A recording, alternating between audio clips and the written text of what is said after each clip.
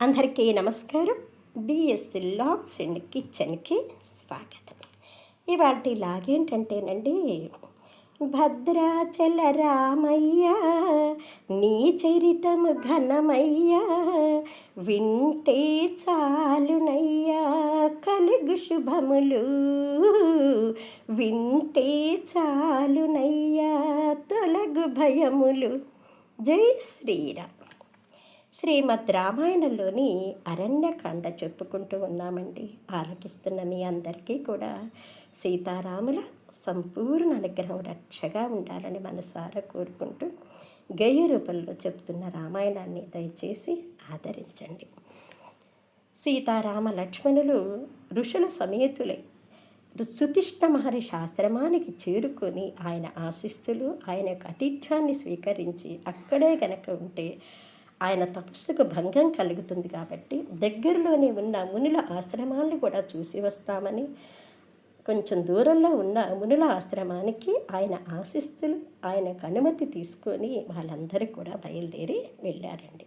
అక్కడ పచ్చని చెట్ల మధ్యన, పచ్చని పచ్చిక బయళ్ళ మధ్యన చక్కగా ఋషులు ఆశ్రమాలు నిర్మించుకొని ఉన్నారండి. కన్నుల పండగగా ఉన్న వారి మధ్యనే ఉండాలి, అక్కడే గడపాలని నిర్ణయించుకొని వారు చక్కని పర్ణశాల నిర్మించుకొని, చక్కనైన పర్ణశాల నిర్మించుకొని ఋషుల మధ్యన జీవిస్తూ వారిని అనుసరిస్తూ, ఋషుల మధ్యన జీవిస్తూ వారిని అనుసరిస్తూ అండగా నిలుస్తూ ఋషుల్లాగా జీవిస్తూ హోమాదులు తిలకిస్తూ మంత్రాలనాలకిస్తూ, హోమాదులు తిలకిస్తూ మంత్రాలనాలకిస్తూ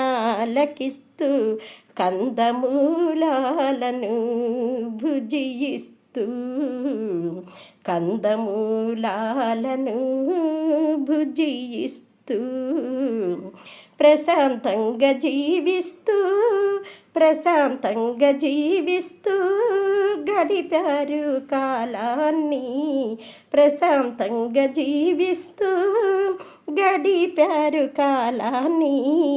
10 సంవత్సరాల కాలాన్ని, 10 సంవత్సరాల కాలాన్ని, 10 సంవత్సరాల కాలాన్ని.